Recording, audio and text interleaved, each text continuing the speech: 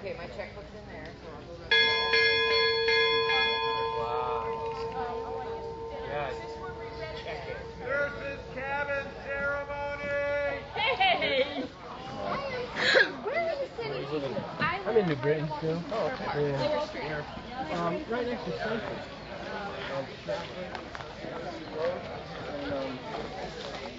I work at noon. That's right, you haven't been in it. What? Well, it's just a ceremony. It's formal. It's kind of like the opening of a new cabin. That's all. No, she just let me use it. I'm Michael Wright, and on behalf of the Camp Claire 100th Anniversary Committee and the Camp Board of Directors and the Camp staff, I'd like to welcome you here to our the first event of our centennial celebration today. We hope that you can spend a good amount of time here today. We have a lot of activities planned. You're also welcome to just sit around and do nothing and hang out with the people that you've been missing or talking to long distance. So we hope you have a great time. If you need anything, just look for one of the people with, well, I was going to say the blue shirts, but there's a lot of blue shirts. And then we have the red shirts, not to be confused with the Star Trek joke, but in any event. I think it's fitting that we begin our celebration today by not looking at the past, but by looking into the future. And certainly the construction and the furnishing of this very modern facility, this modern nurses' cabin, is a symbol of the success that Camp Claire has had these past 100 years. But more importantly, it's an example of the commitment that Camp Claire has to the campers this year and for all the years to come. So I really think this is a great way to start today off. At this time, I'd like to introduce Stephen Matson, who is the treasurer of the board of directors, but he also had the challenging task of being the project manager for this building. So I'm going to turn it over to him. Thank you. Good morning, and thank you for coming. I'm very happy to be part of this dedication of the nurses' cabin this year. I think this is the first actual large-scale construction camp has been able to do in a long time. And as a board member as well as a Lyme resident, I'm especially happy that we've been able to bring the community of Lyme together to help support Camp Claire. And I'm going to tell you a lot about how the Lyme influence has happened with this camp nurses' cabin. The board for many years thought about trying to build a nurses' cabin as part of our 100th year celebration. And truthfully, we thought the outlook was very bleak that we could financially afford to do a building like this. We are very happy and very grateful that a local family here in Lyme who would like to remain anonymous wanted to help out Camp Claire. And over 2 years, they donated $100,000 to camp, which is what has allowed us to do this building. Yes, thank you very much. Having this seed money, thank goodness, we set out to gain the help of local builders and tradesmen, and we were very pleasantly surprised with the response we received. First person I asked to be involved was Dave Tiffany of Tiffany Built Incorporated.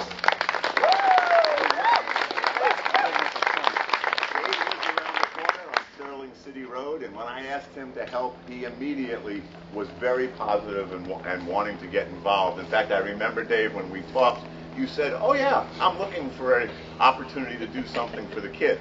And I don't think there's a better place in town to work for kids than Camp Claire. Dave acted as the general contractor for us, and through his efforts, he was able to line up the help of many of the best local tradesmen in town, and they all participated in a great way by donating time, money, and materials to this project, of which we would never have been able to finish this cabin without it. Just a little bit of additional information, what you may not know, in addition to this nurses' cabin, we now have underground water and electric service, to Camp Hill and Wheatley's, which we never had before, and we have underground electrical service to the whole boys' side of the camp. These are two things you don't really notice, but they're big improvements. Additionally, as you look inside, we now have a new laundry facility as part of this building, and a staff bathroom and showers, and I think the staff is going to be happy compared to what they've had in the past. At this point, I'd like to recognize and thank the individuals who participated in addition to Dave Tiffany. First, our architect, Denise Van Dassel from KB Designs. This is Denise. Denise did a great job designing this cabin, and especially getting all the things in that we asked for in a very small space, so thank you, Denise. Secondly, Roger Dill of Dill's Electric, another Lyme resident. Roger did all the electrical service for the project for us, and that included putting all new smoke detectors and extra lights on the boys' side of the cabin, something else we were sorely in need of. Jamie Patat of Spears Plumbing, Old Lyme. Jamie did all the plumbing work for us here. And I don't think I'd ever seen a pipe long enough to reach from our pump house to Wheatley's cabin up at the top. But Jamie found that for us and was able to pull it through the conduit all the way, and that's a big, big addition for us. Ed O'Connell of O'Connell Incorporated. Ed did all the site work for us, and Ed is a master with machinery. I believe he has more precision in working the big machinery than I do in pushing a lawnmower. So we thank Ed for all his help. Also, Peter Powers of Powers Contracting and Mike Simmons of Simmons Construction. They did the roofing and the framing for this building for us. Granitech. Shelley is one of the nurses here at Camp Clare for a number of years, and Shelley has donated all the granite surfaces that you'll see in the building. Thank you. I don't know about you, but I never thought we'd see granite countertops in a cabin in Camp Clare. Also, Peter Decker. Peter made the benches for the cabin for us and donated those. And I think the families will be very happy on registration day on Sundays to have a place to sit down as they're in line waiting to see the nurse. And I think this overhang will also be a godsend when it rains for check-in day. I'd also like to give special attention to one of Dave's employees, Scott Evangelson. Scott worked for Dave, and Scott did all of the finish work, both inside and outside this cabin, making it look as good as I think it does, and I hope you agree. I started talking this morning about the involvement of the Lyme community, and I'd like to point out a few other people who have been involved in addition to the contractors. The town of Lyme itself was willing to waive all the permit fees for us in this project, and I'd like to point out our first and second selectmen from Lyme who are here today to support the camp, Ralph Eno and Parker Lloyd.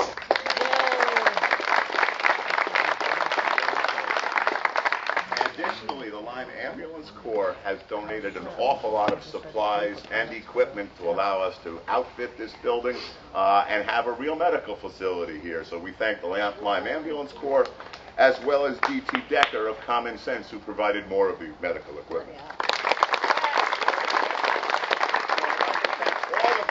For helping, and hope you enjoy taking a look in the cabin. Thank you, Steve. I guess I'll go the way of no microphone also. At this time, I'd like to introduce Jim Birch, one of our board members, jack of all trades. And I'd also, while I'm giving you a little background on Jim and his experiences, I'd like any of the former and current nurses to please come up and join Jim in front of the porch or on the porch. On the wrong side? Yeah, limbo. Jim's family's been involved here at Camp Clare, like many of the families that the names are somewhat familiar to a lot of us. And in 1950, the board of directors of camp decided that they needed an infirmary, which is the old-fashioned term for the nurses' cabin. And somehow they scraped together $900.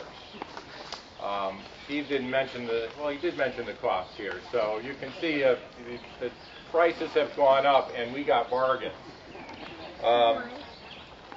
Jim's family, as well as the Morehouse family and the Zimmer family, were kind of the main proponents of getting this type of building here at camp and making sure we had a nurse here full time every summer.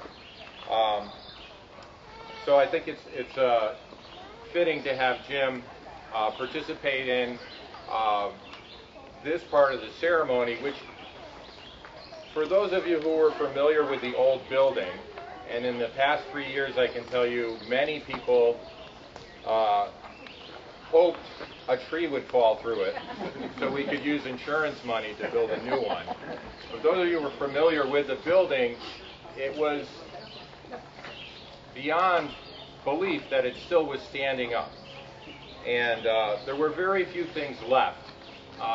Ed O'Connell took this building down with his machine in like 5 minutes, literally, and he folded it up and put it in a dumpster. And you wouldn't think that a building that we all thought was such, 66 years that this building was here, that it would, go that fast. But it was time. We were able to salvage, and it's actually over near where Steve is standing, we salvaged one of the original piers that held up the building. And it makes a great seat. It might also be a good planter.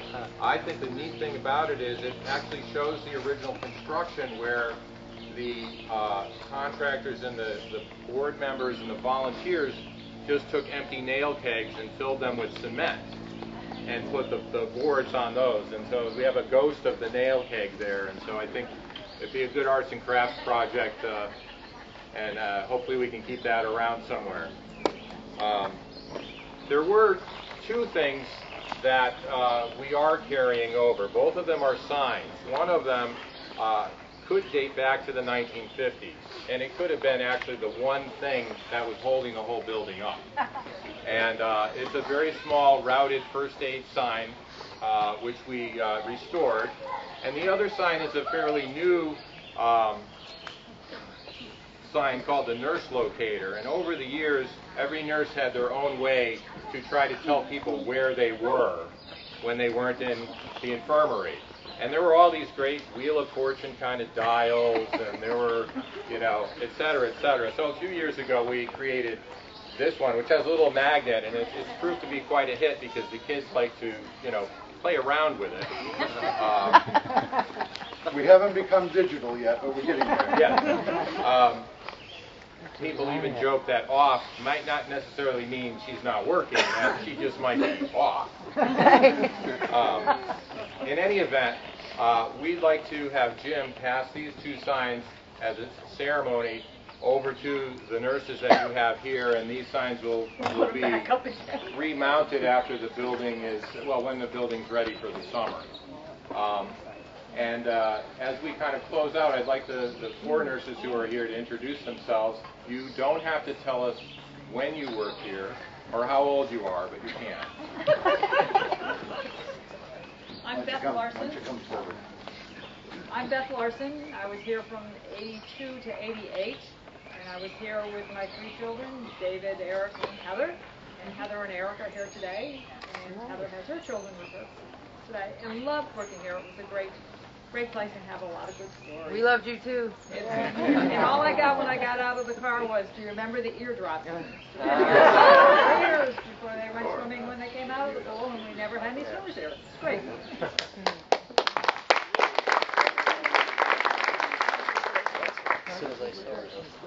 I'm Judy Moss. I've been here since, 11 years with Camp Claire, and I've been the nurse for 8 or 9 years. I'm not 100%.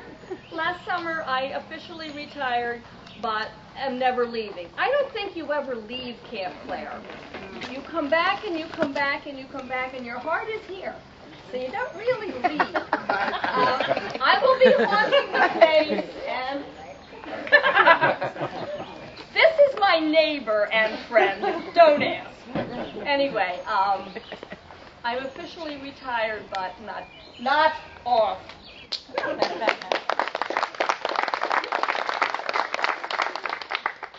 I'm Shelly O'Connor.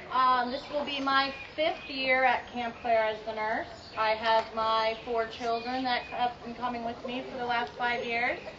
I love every minute of Camp Claire, and I look forward to the next 20 years of my kids being here at Camp Claire as a nurse.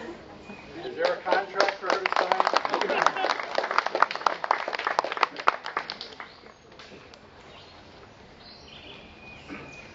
I'm Leslie. I have been a nurse here for the past 2 summers, and I look forward to being a nurse here again this summer. I started going to Camp Claire in '72 when my grandmother was a nurse, and I ended up staying with Camp Claire for 10 years and working here myself, and then coming back as a nurse all these years later, and my son Matthew also enjoys the camp experience.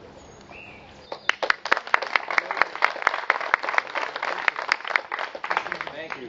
Since you're trapped up here behind this heavy-duty banner, if you could all stay here, and I'd like to invite Steve back up, and the chair of the board of directors, Maddie Matson, and the person who's going to have to worry about this building now, the facilities manager, Jeff McBride. And they're going to take some really sharp scissors and cut this. I don't know what more to say. I mean, we're not opening a store, but I'll leave the serious dedication part in a moment to Judy, where we have a responsive reading. Do these actually work? They're very sharp. And let's all try to gather in so we can get some pictures. Gathering. All right. Ladies, climb in.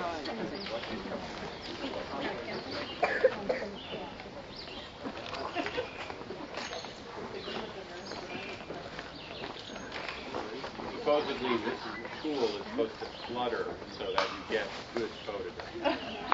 Pull up the top, Tiger. Ready?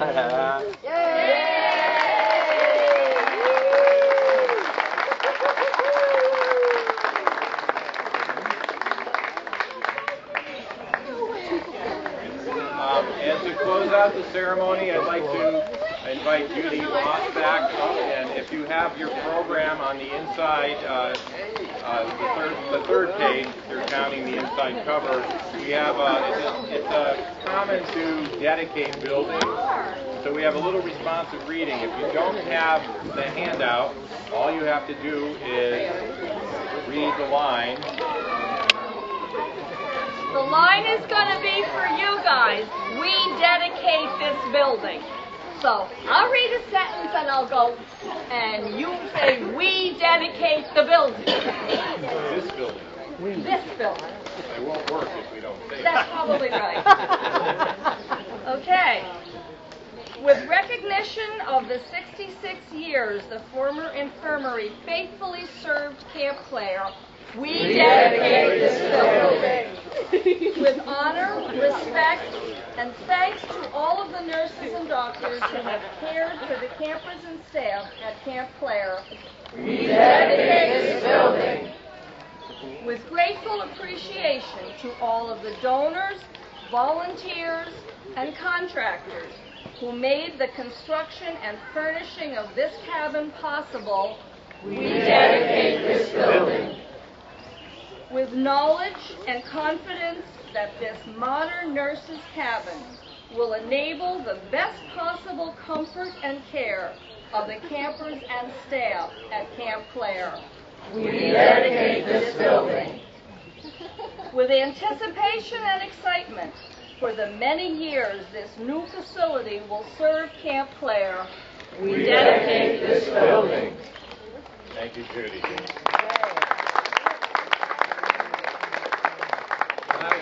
We're not going to... At this point, I'd like you, it is a big building, but because of the way that the rooms are arranged, partly because of health codes and also privacy, it's a kind of a hard to go through, so don't all rush the door, but we'd invite you to take a walk through. Ask any of us who are around any questions that you have. It's also 10:30, so it's officially free time where we have boating available and crafts down in Birchcraft out on the porch. And enjoy.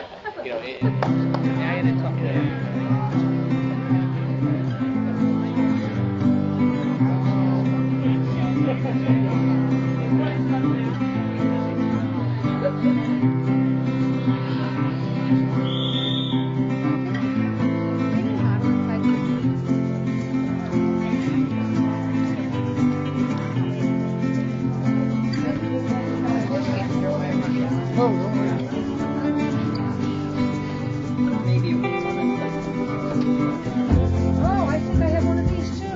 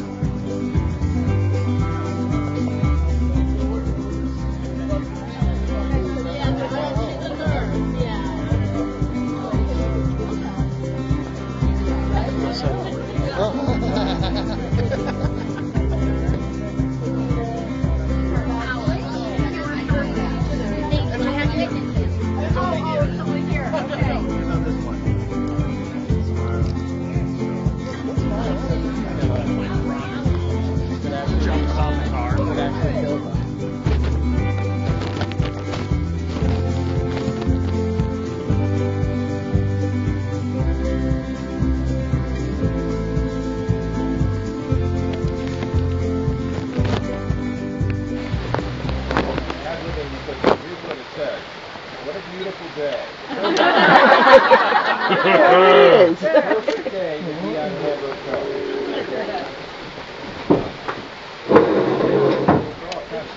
Kind of day that generations of people have enjoyed it.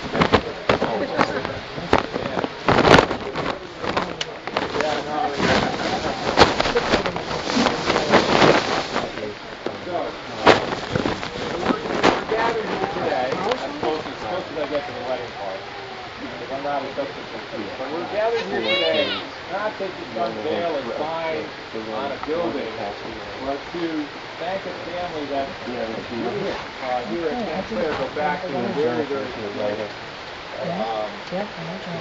The first group of campers here at Camp Clare making the way to the Breckman. The Breckman family has a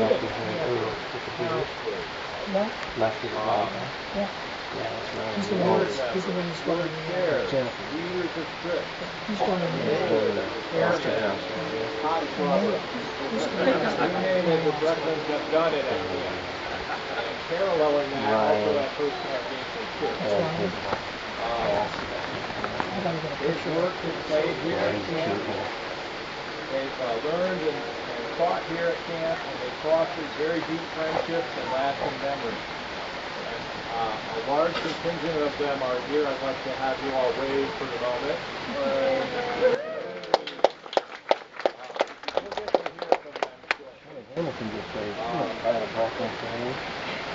But before we dedicate the boathouse to the Breckman family, I'd like to introduce Jim Burke. This is from here, I think, also 2 hours ago. Jim Burke and his family are probably the best person to give you a very brief overview, or long, they're in the range, you're not, of this beautiful building behind us. And the Burches and the Breckmans have worked together over the years, and so I think it's really fitting that Jim say a few words about the building. Okay. And the Birches, wave your hand in the Birch family.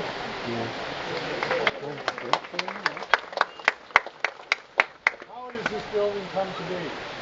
My Uncle Lawrence this was built in 1949, and Uncle Lawrence was chairman of the committee of the First Congregation Church of America. Unfortunately, this building comes to be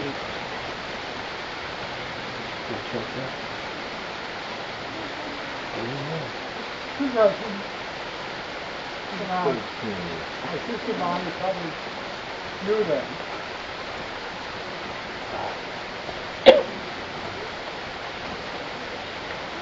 If you can tell, it's emotional. There was a circus fire in Hartford in 1934. I think that's the official total is 168 people lost their lives, and unfortunately, in that day and age, people did not complain, people did not speak of it. I know of situations, both Bonnie and I have been to memorial services, Bonnie and our Freedom House like 2 years ago, and I was at the actual site in Hartford, which is behind an elementary school.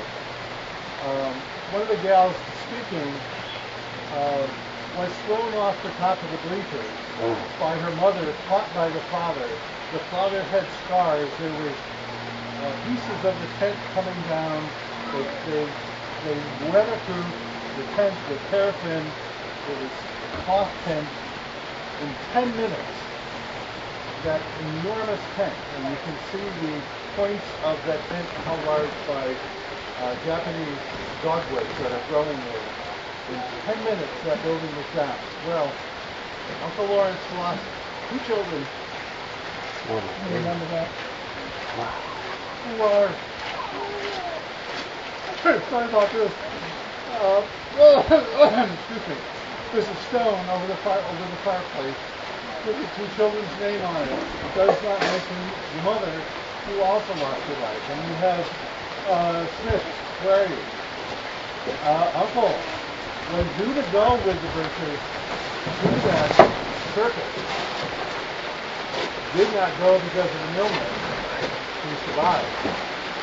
But there are more people because that father I told you about, he went home and never ever spoke yet again. He stayed there as an EMT basically to help other people that needed help. And when he got back home, he didn't go to the hospital. He was not on the list of those injured. He never spoke of it again. That's kind of how people were those days. So 150 people, we don't know how many beyond that. So this building was built, that was in 44, this was built with insurance money in 49.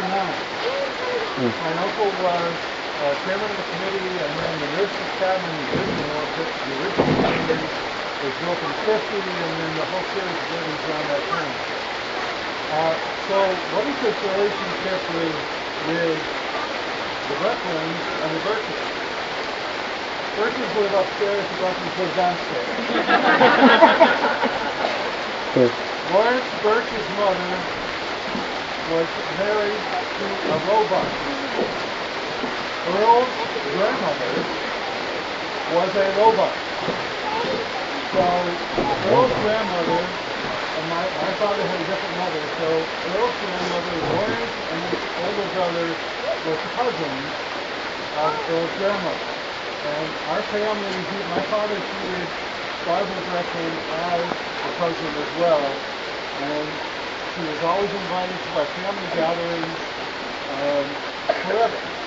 So it was a very tight-knit relationship. So in that year, when Carl Brecken died, all kinds of money was donated in his name to the waterfront. I took that money, that is new. Before, when I was a council, we had 4 Old Town canoes. 4. No kayaks. We have 20-some odd canoes at this point, more than I can even count at this point. The boathouse is full of kayaks. Kids love the kayaks. And we upgraded all the life jackets with brand new life jackets. So there's been a big investment with money in memory of Carl. So it was in that vein I thought, we always called it the boathouse. Now this building is Brick Craft. And Brick Afternoon was up over the door, and that's where Craft happened. I see Craft. It will forever be Brick Craft. But my uncle was here to advance this camp for the children. So I'm inviting the family of my uncle to be part of this, to be part of the whole picture. Yay, Jimmy!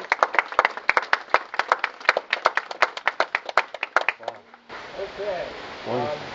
Rather than have everybody come up here where it's raining, I'm going to ask our camp director, Beth, Owen Issue, to kind of wander over to Brooklyn, and our board of directors chair, Danny Matson, and Jeff McBride, who has to take care of this building too, and Jim Burke, and we'd like to present the reference with the sign that's going to go on the building.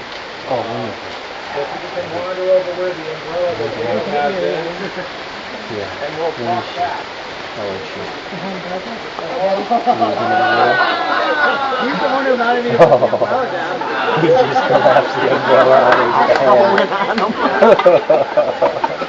Oh, that's silly. She's had a truck. Red sweater. Red sweater. Paul's wife. But prior to her husband dying, she had a young son that committed suicide. Yeah. Okay. Yeah, it was tough. As we all know, there's always something going on at Camp Claire in terms of repairs. And as we also know, nothing ever happens on schedule at Camp Claire. The sign that I started to paint for them worked, and it probably would have fallen off the building as we were speaking today.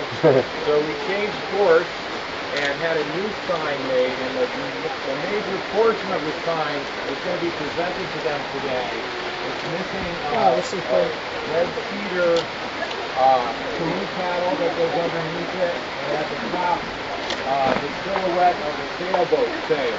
Oh, wow. All of it is unfinished, and since the Brecklins have come from all over the country, they can now argue over lunch how we should just finish it. So I'd like to have Maddie present them with the sign. Hopefully everyone can see it, they'll hold it up.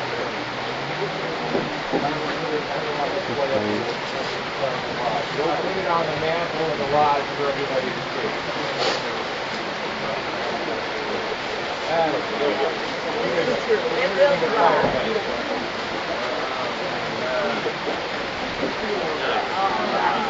Wow.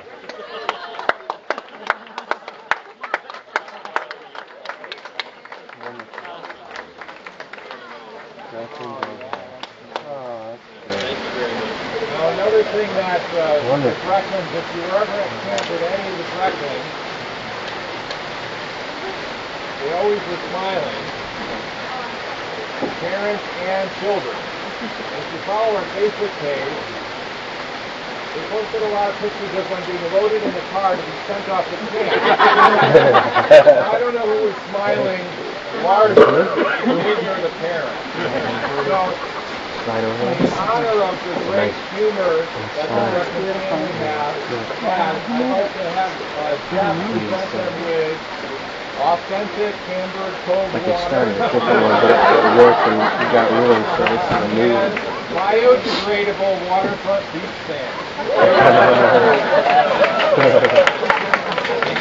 What's it going to do? The final portion of the that's ceremony, we were going to sing Titanic, but what I'd like to do is adjourn, and at lunchtime I'd like to have a song. great. And now, We have lyrics upstairs. I wasn't sure which one or more we'd like to speak, but it's appropriate we can do so. Someone told me one time that if you always tell the truth, it will never rain on your parade. So maybe if I tell the truth, it will stop raining. I want to thank camp. I want to thank all the people that are here today on behalf of the family. But we're all united in our love for this place. And it's so great to see so many people. And we're so honored to have our name here with Birchcraft. So many other families that are here today, the Petersons, the Hamiltons, O'Beebe, the Smiths. So we all grew up together. We all love this place. We're all here, all joined by camp. And then our society today, we're so glad to come together. We have a little thing we did in Carl's memory. We had these coins made up. The MRCC, which stands for Moose River Camping Club, and we leave these on our expeditions through the woods as a little salute to those who follow. And the whole idea, if you find one, you look it up on the internet, it tells you you can keep it, leave it in another beautiful place, and when people find them, we post on the web where they found them, and so it connects people. And also there's a story of Carl's life there too. So my sisters and brothers have some of these. I'd love it if you guys would all take one, or whoever would like to take one. And they've gone to Machu Picchu, Antarctica, Stonehenge, Ayers Rock in Australia. They've been to every continent on Earth. And we're just passing them around just to honor Carl's memory. This is another way to honor his memory. And I want to thank all the people that donated and everyone who's here today. Thank you. Wow, very cool. I need more tops. Thank you, and head for cover. I want to get one of those things. I'm going to Florida. Oh, I'll bring it to Hawaii. I'm looking for Hawaiian teas. That would be good. Yeah. I got to get one. Well, not right now. Oh, that's wonderful.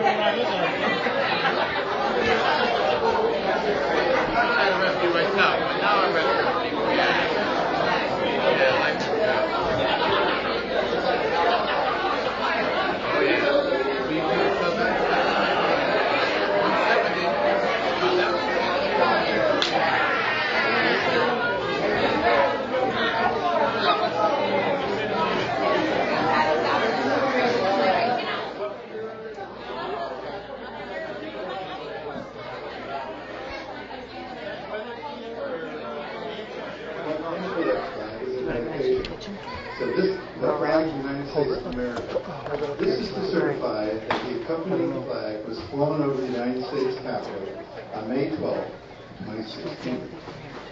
At the request of the Honorable Joe Portman, Member of Congress, this flag was flown for Camp Clare, dedicated to the freedoms we all enjoy and the hope of a bright American future for everyone.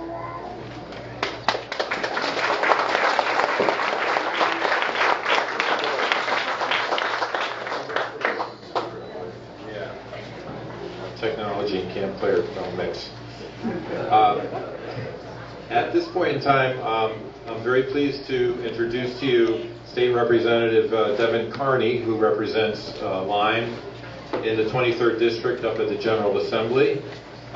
He has a few remarks and a proclamation that's been prepared for Camp Clare in honor of our anniversary.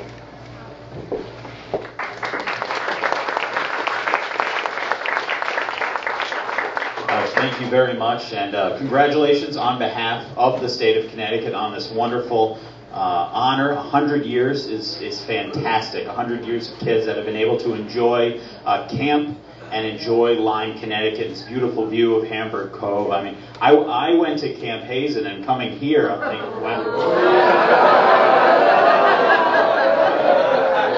Coming here, I'm very jealous. It doesn't get any better than this. But I wanted to bring out a proclamation on behalf of the State of Connecticut General Assembly. It's been introduced by myself and Senator Art Linares, who represents Lyme also. Be it hereby known to all that the Connecticut General Assembly hereby offers its sincerest congratulations to Camp Clare in recognition of Camp Clare's 100-year anniversary. Since 1916, Camp Clare has hosted thousands of kids from across the state and country in beautiful Lyme, Connecticut. Its commitment to teaching children the values of sharing, integrity, and friendship through outdoor activities has benefited many generations throughout its existence and will benefit many more in the years to come. The entire membership extends its very best wishes on this memorable occasion and expresses the hope for continued success. And it's given this 11th day of June 2016 at the state capitol, and it's signed by Martin Looney, the President of the Senate, J. Brendan Sharkey, the Speaker of the House of Representatives, and Secretary of State Denise Merrill. Congratulations.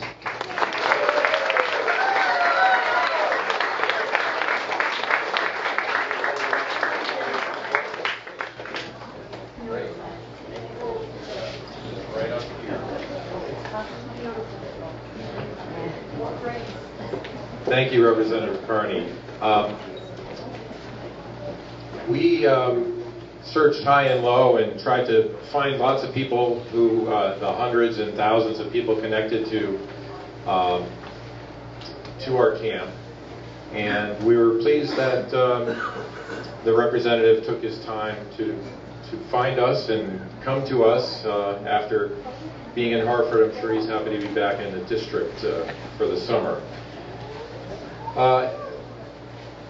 Due to the weather, a lot of people have come and gone, and some people that we were expecting have not shown up, which is understandable. But I wanted to tell you that we were expecting, again, kind of the 100 years isn't so old, we were expecting a visit today by Elizabeth Stremlaw, who, I'm going to get the age wrong, I believe she's close to 100 years old. And we believe that she's the oldest living camper who went to Camp Claire. So we're going to reach out to her since she didn't get down. And I don't know if we can come up with quite a fancy proclamation, but we'll find her and thank her. Also, there's members of the Pinks family here. I'm not... yes.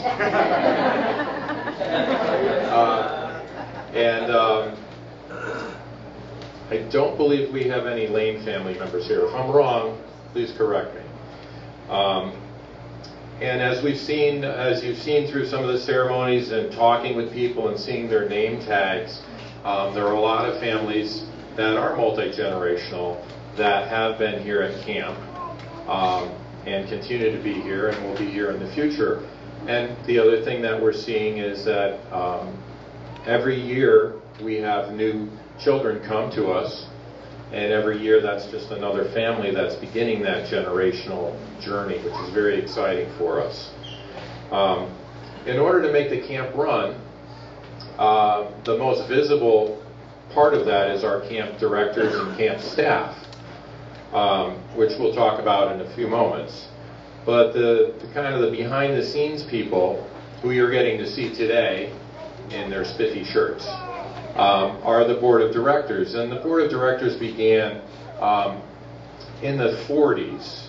Prior to that, camping here was a girl camp, boy camp. The boys would come down in the beginning of the summer and prepare things, get the straw and the hay and put up the tents and haul the water over from Essex and chop the wood. And then the girls would come in August generally, and they would close out the camp.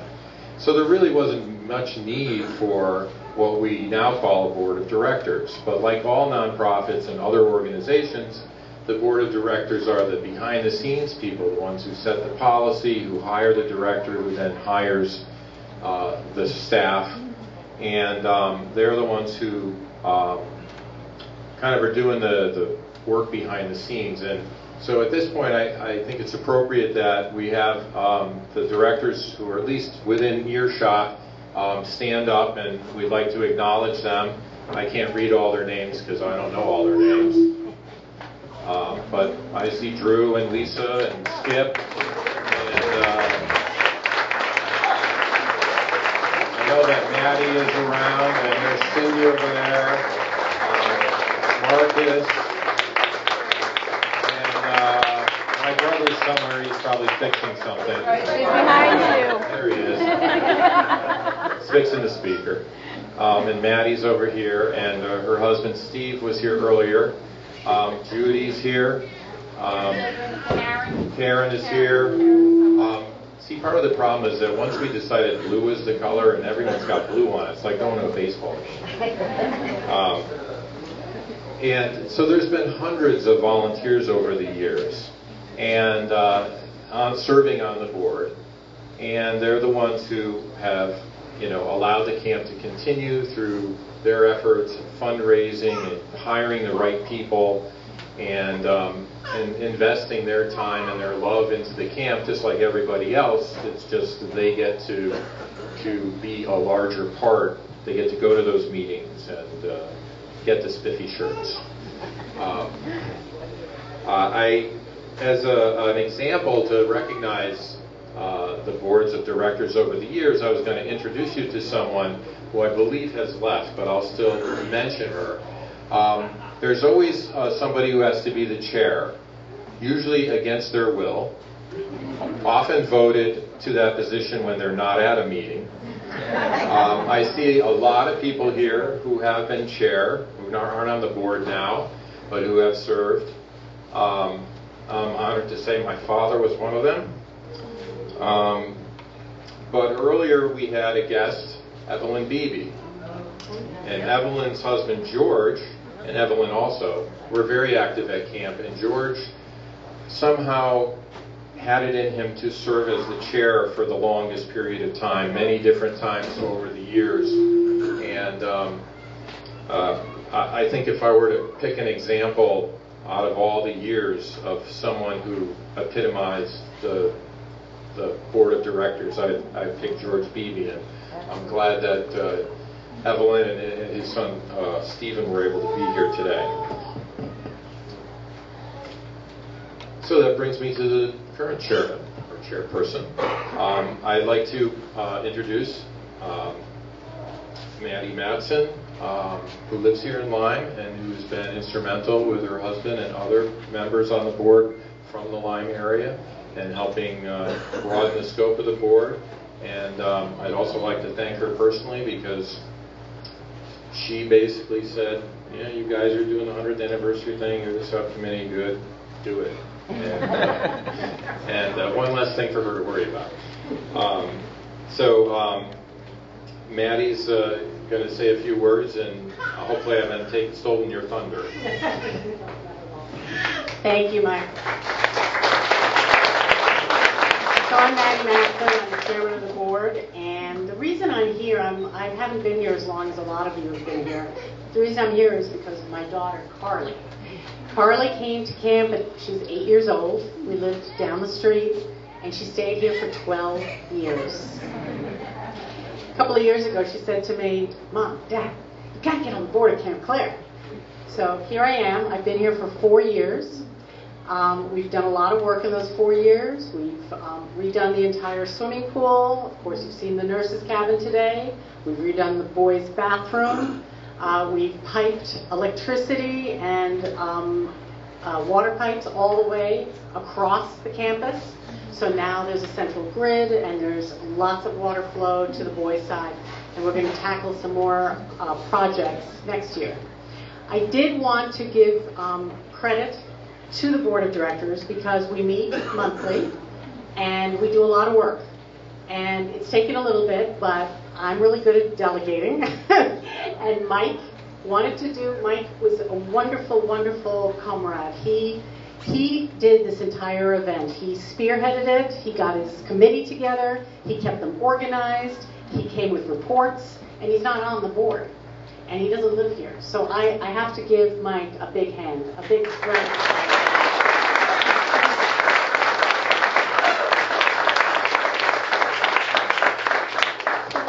We also did was we started a new website. I'm sure most of you, if not all of you, have seen it. If you haven't seen it, please go to our website.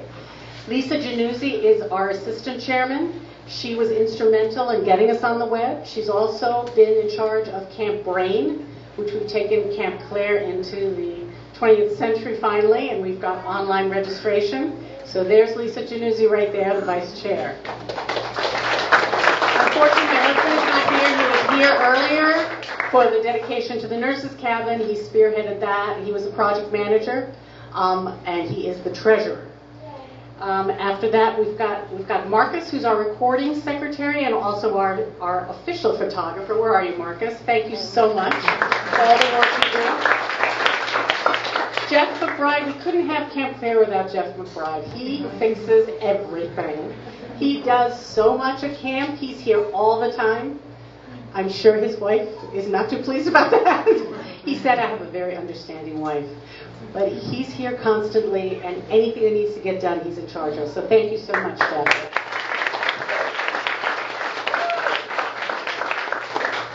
And of course, we've got Cindy Eddy, who is in charge of the food for today.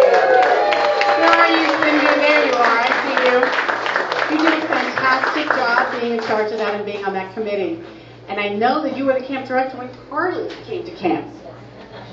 So thank you so much for continuing on the board and doing so much for us. We've got Judy Moss, who was the camp nurse. She's since retired, but she stayed on the board, and she has donated so much time and effort to Camp Claire, and really, I don't think had really any connection to it prior to coming on the board. So thank you so much, Judy. What more can we say about Jim Birch? Jim, who is in charge of Waterfront and has done so much for camp and has such a long legacy here. Thank you so much, Jim, for all your hard work.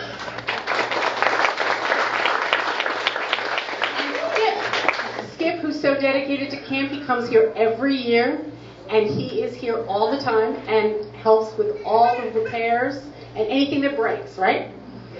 Skip's wonderful, and thank you so much, Skip, for your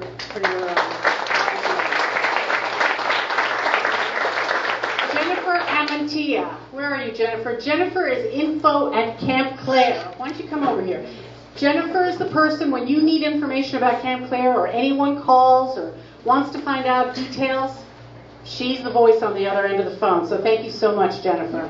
It's a huge job, and at this time of year, it almost becomes overwhelming. There's so many phone calls and so many inquiries by email. And the only reason Jennifer has all the answers is because I think you went here, didn't you? I sure did. And when did you come? 82 to 88. And so she knows Camp Claire better than anyone. Thank you so much. And then we've got Drew Sampier. Drew's a counselor. Where are you? There you are. And he has now joined the board of directors.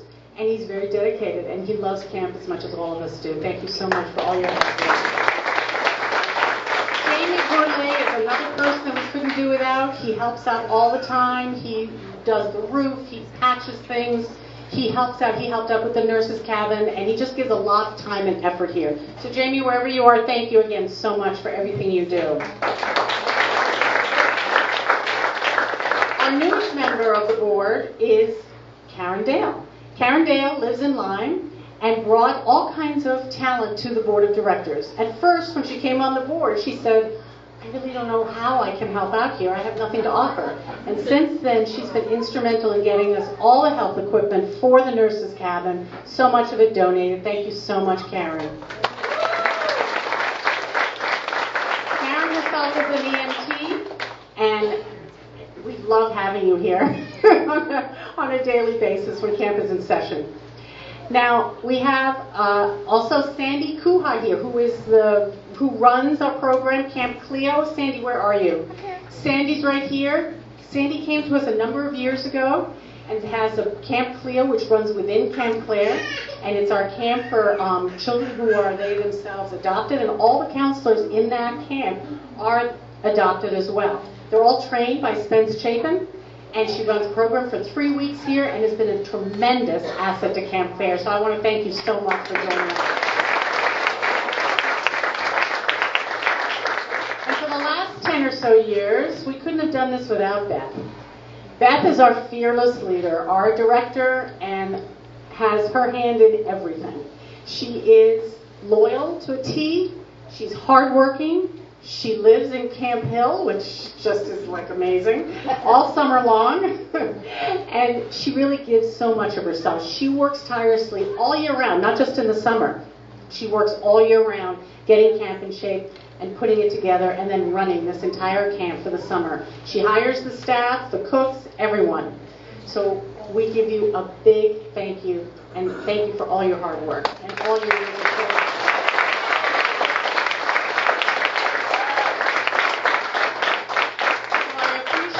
Allowing me to be your chairman. I will continue doing so, and we will continue helping Camp Claire and getting it up and running. I just want to tell you that we are at capacity right now with weeks 2, 3, and 7. we are booked solid. We are closed out. And this has been a record amount of kids for this time of year. We haven't even started camp and we're almost full. So thank you again for all your support over the years. I'm going to hand it back to Mike.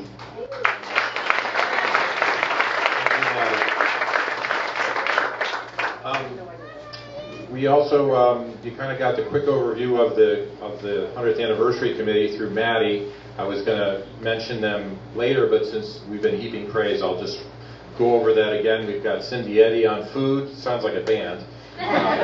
Marcus Hamilton on video. Jeff McBride on the road crew and carrying everything around and knowing where everything is and unlocking everything. And I can't say enough. I mean, really, it's just amazing what gets done around here. And he's the go-to guy. He knows everything. And then our kind of secret partner, our steadying voice on the committee is Nadine Kowalik. And she formerly was on the board. And it's been a great dynamic. And what we just kept telling ourselves as we were having our meetings and working towards this was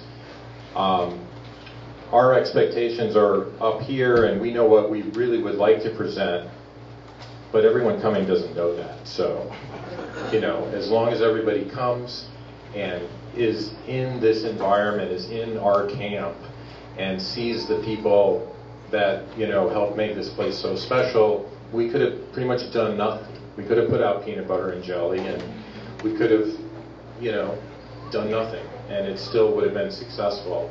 And, you know, it rained, big deal. You know, we can't help that. Notice, though, I'm near the fire and you're not. There's one other board member, Jamie, and I can't pronounce his last name, but he's our master painter. And I know I saw him earlier, and he's kind of quiet. He likes to do what he needs to do, and we appreciate his help. Every time we see him up on a ladder, we, you know, run over and try to hold it for him, unless we've had to just scream it. So, I really have to tell you a little bit of the history of the camp, partly because my dad would want it that way because he was the church historian at First Congregational Church, and also because he was the one who did that at the 75th anniversary, and you can't really, it's kind of, again, one of those historical adages, if you don't know where you come from, you don't know where you're going. So I'm going to really briefly touch on highlights. They may not be probably in any particular order, or they may not be highlights to other people. There's some wonderful booklets that are on display that were written in for the 50th and the 75th. We're hoping to compile information to perhaps do another booklet, but it's not going to be a boring booklet with some photos and dates and telling you when something was built. We're really going to reach out and use the information from the memory boards if you've written on them. We're going to use our social media, and we're going to gather photos. We're going to get people's stories. We're going to get the, you know, those campfire stories, those songs, most memorable moments, and we're hoping to put together something that people will really enjoy having. We're going to leave the back blank, kind of like a genealogy chart, so you can put your family's camp history in there, and we're going to keep you posted on that. Another thing that we were hoping to do was a time capsule, and what we realized was we have to include this year's campers. This is the centennial year, and so we're going to work with Beth and talk about what the campers over the summer can do to contribute to that. We're also going to get on our Facebook page and our website, and you're also welcome to do it today. Just if you have a scrap of paper, write down something you think should go in this time capsule, and one of us will, you know, give it to one of the board members. We'll put it in our pockets, and we'll keep you posted on the progress there. But a little bit of history. A lot of the families that have the long connections to Camp Clare also have long connections to this place back here, First Congregational Church in Meriden. And it was back in 1916 that Phil Jones, the minister at that time, was looking for some outdoor fresh air stuff for the kids at the church. And so I'm not quite sure the connection, but he somehow found the Sawyer family here in Lyme, who owned the farm that encompassed this area, and for some grand sum, around $20 for the summer, they rented this place. And as I mentioned earlier, the boys would come in about a dozen to 20. Just imagine getting down to Lyme, Connecticut from Meriden, Connecticut back then was an all-day affair. No highways, all back roads, lots of dirt. They had to start from scratch when they got here. It really was kind of an early version of that Survivor TV show. And that's how things began. And then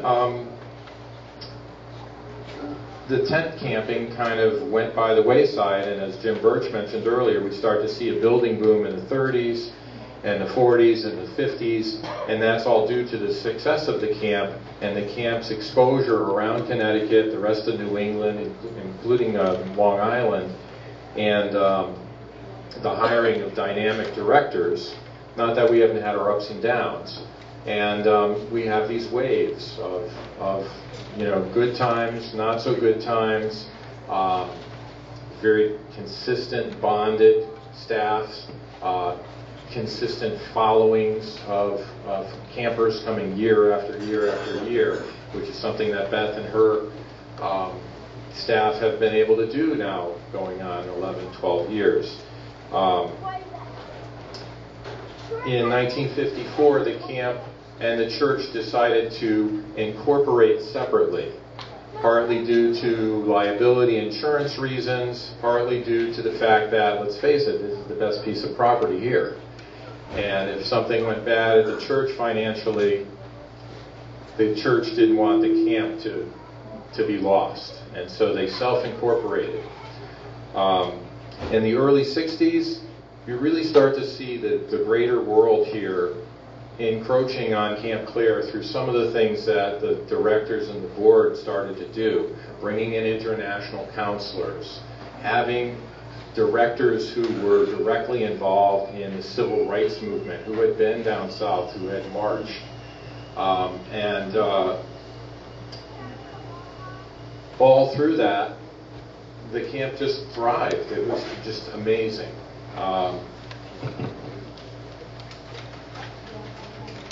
But I think the beauty of the history here is that it is dynamic, it is changing. Traditions are important, but making, gains and searching new ways to do things is something that we don't shy away from here. Now I have to admit that I might have left out a lot of stuff, but you don't have all afternoon to listen to me. Kind of the tangibles of our history, the most important is us being together here and sharing our stories and our memories, and we've got some tangible links over on our little history table. I'm really amazed at the stuff that showed up today. Really great stuff. I mean, there's some killer t-shirts over there that would market today, hands down. I don't know who designed some of them, but the whole Birchcraft Beach scene, I like it. So, I kind of already touched on this, but we really want to make sure that the next 100 years is just as exciting and just as important to the history of the camp as our last 100. So at this point, I'd like to introduce Beth, and this is the part where we get to talk about our directors. Beth hasn't told me what she's going to say. We have a list of the directors over in the memorabilia area. It's a long, long list, because frequently we'd have 1 or 2 year directors. She has some remarks that have been sent to us, and she's going to invite someone to read some remarks, and then we're going to call up the former directors who are in attendance. Now, We used to have for the talent show a hook, but I'll leave it up to Maddie to signal too long. She can't do it to me because I'm running the program, but I'm not being paid, so you can't fire me. So I'd like to have Beth come up.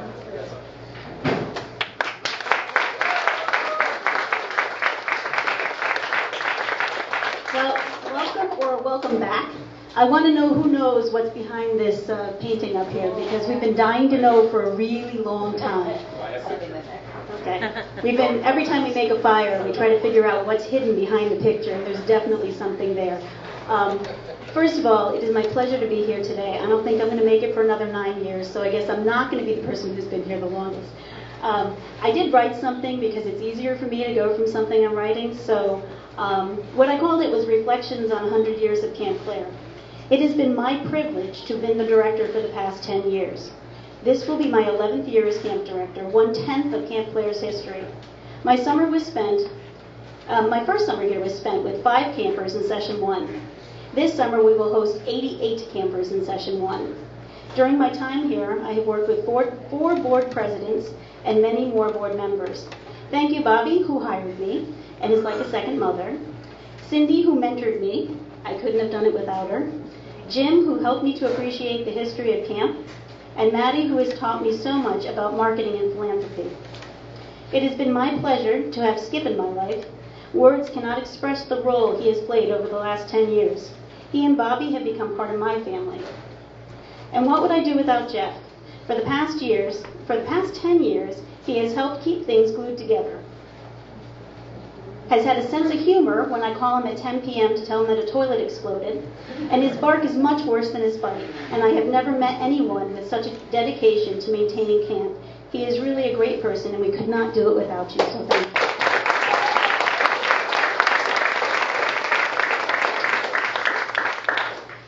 My first summer at camp started with a tree falling on the roof of Camp Hill and coming partially through the ceiling. I believe Steve ran up full speed to see what had happened. Did I mention that I was in the shower when it happened? And that my oldest son, who's now one of the assistant directors with Colleen, I don't know where Colleen's over here, was sitting beneath he was sleeping beneath where the tree had come through the roof. Jonathan, who I don't know if he's here right now, but Jonathan Tobin came down that day and removed the tree, and by the end of the day, Paul Knudsen, which was my first time meeting him, had the entire roof fixed. I knew that the people here really cared, and I had chosen to run the camp correctly. This summer, we only hired 1 staff member who didn't grow up with us at camp. The counselors working with us are amazing in their dedication to camp and one another. For me, their commitment to being part of this wonderful place is what brings the positive energy to everything we do. It is why we make such an impact on young lives. Each member of our staff is valued equally regardless of their role at camp. That is the Camp Clare tradition and what makes us so successful. I have had the pleasure of working with several talented co- and assistant directors. All have a rich family history with Camp Clare. It started with Steve Nichols, the CIT program he created. We still use his outline and skills today, so thank you. Amy Schovel was amazing in her ability to recount every detail of camp history and help me to honor the Camp Clare's many traditions. Adam Shea, aka Sloth, was Mr. Camp Clare. His energy and enthusiasm were contagious. Now, thank you. Who's that? Yeah. You know, I'm never going to forget those outfits, so. He is, where are we going here? Now, Zach Dominello, who's over here.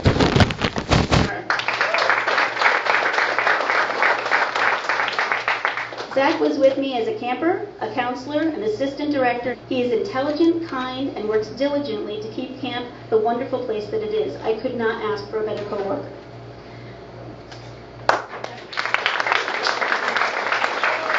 All right. 5 years ago, Camp Cleo began sharing our program with us.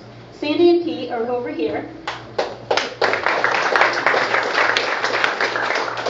Their daughter had been one of our campers, and after her passing, they decided to make a difference by providing other children who had been adopted with a summer camp experience supplemented with support from adopted counselors and the Spence Chapin Adoption Agency. Their campers have added to our program in so many ways. They have thrived with the tender, loving care that is provided to them through all of what we all do here. Each generation creates its own history. I believe over the last 10 years, ours was to update buildings, materials, comply with the ever-increasingly stringent state, federal, and ACA regulations, and increase our camper base. During the time I've been here, Lane Cabin was updated. The kitchen saw a new walk-in, new tiled floor, a firewall in the back, new stoves, new freezer, and a lot more. The Dominello family in general has helped tremendously with all of the kitchen stuff, so thank you. It has made a huge difference. The roof of the lodge was partially repaired. The Zini roof was completely reshingled. We have a new boat rack down there that was built by our CITs. We try to have them do a service project every year, and last year they built an entirely new boat rack. They also built a Gaga pit. You can ask me about Gaga later. Upgrades to the boys' bathroom. The boys' bathroom looks like a spa now. Thank you, Paul. It looks great. New nurses' cabin, new threshold on Birchcraft, repairs to the lodge porch, new bell stand, rooms being created in Pizzini to support our ever-growing camper population, the ropes course, thanks to Cindy and the Brecklin family. That's amazing. The ropes course has added so much to our program. I promise I don't have much more. The complete restoration of the pool, underground electricity. I am so excited to be able to turn on my blow dryer this year without shorting out half the camp. We've got, it's just amazing. The LIT and CIT programs have sold out for this summer. They are banner programs. We have 15 LIT girls, I'm sorry. Then we also have a new septic system. We also put in a new septic system for the nurses' cabin. And there's so many other things. 100 years is the crossroad. This summer we have the privilege of bridging the gap between the past and the future. We were here for the end of the first 100 years, and we will be here for the beginning of the second 100 years. How many people have shared this space? How many have come to appreciate the simplicity of life that Camp Claire supports in our heart? Such simplicity in such a complex world. One of our greatest strengths is the community that we create each summer and extend to one another in the off-season as well. I'm often asked by parents, what is Camp Claire's best selling point? And my response is always the community that we create with the campers and staff. We have faced many challenges over the last 10 years, helicopter parents, ever-changing regulations, unrealistic parental expectations, technological advances, and a 100-year-old camp that needs the typical repairs. Children today are very different than when I went to camp. A few years ago, I had a parent complain that we make children do chores, and she did not feel that her child should have to pick up after herself. She asked me how I was going to address her concerns, and I respectfully told her to pick another camp.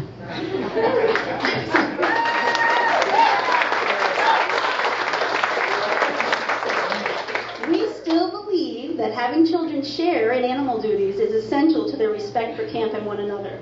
It is amazing to me how each summer, how many campers do not know how to set a table or even pass food to one another. Last summer, I had to stand on the porch and explain that if there are 12 people at a table and 12 hamburgers on a platter, that you only get one each. Okay, I work in a school and I felt like a math teacher presenting a lesson. But I think what Camp Claire does now is we help children learn basic family and group skills that some children aren't learning at home.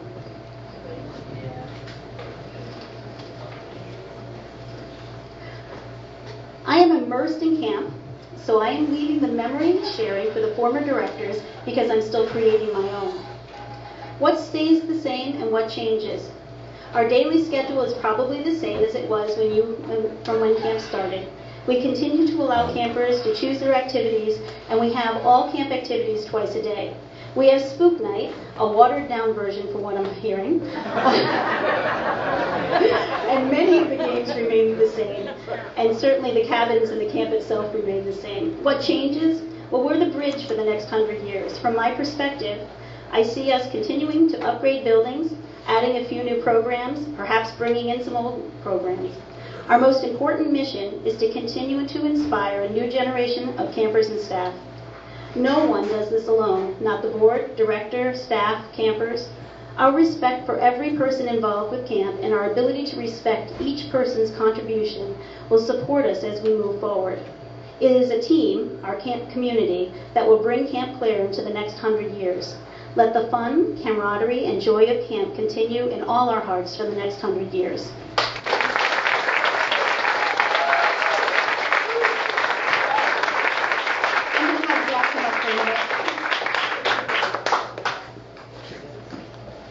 My memory is not what it used to be, so I did write a couple things down. But, you know, first I really want to thank Beth for not only being my mentor, but advocating for me and giving me a shout out so I don't have to wait another 100 years. So thank you for that, Beth. I really appreciate it. What I'm about to say is partially my own words, partially I have a brother that writes a little bit better than me, so I took a little from that. So, you know, I'm only going to give 2 paragraphs, and then you can leave and we'll do the next thing. But don't leave. No, Mike's got more. But, you know, I really think we're all here for a reason. Whether living the past, planning for the future, or a current camper, staff, or board member, we all made the trip down to the hill on the cove for a special reason. I have to imagine by now that everything has been said, and in the end you realize that our lives crossed for such a small amount of time in the grand scheme of things. And you could scoff it off and say we are one camp in one town, in one state, in one continent, in an endless universe that spins in a symbiotic indifference to our existence. But the impact that we have is far greater than anything else I have experienced. And so camp does matter, and we all matter. I would just like to thank 2 very special people, the ones that you never think to thank, and I think you all have those people in your life. Those are the ones that provided the spark and started your lifelong love of Camp Clare.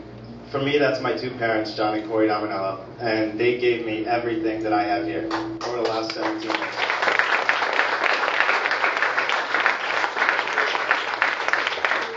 So the message that I'm trying to give isn't just for those 2 people, it's for every single one of you and who sent you to camp. Because you never realize it when you're going, but people paid for that. You know, I always thought it was just free, I get to go to camp.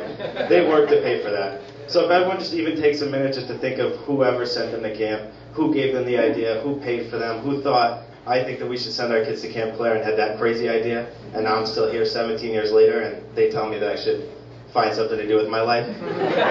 This is what I do with my life, and I love it. So I appreciate it for them and for anyone else who's done it.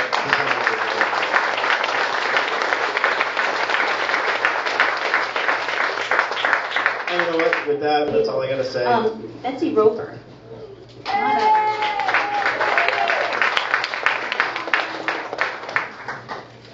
Okay, I'm Betsy. Was Eckert Roper. I was here from 1956 until 1965, I believe, about 9-10 years, under Jay Steger as a director, and then there were Jerry Hanspicker before that and Ralph Colby before that.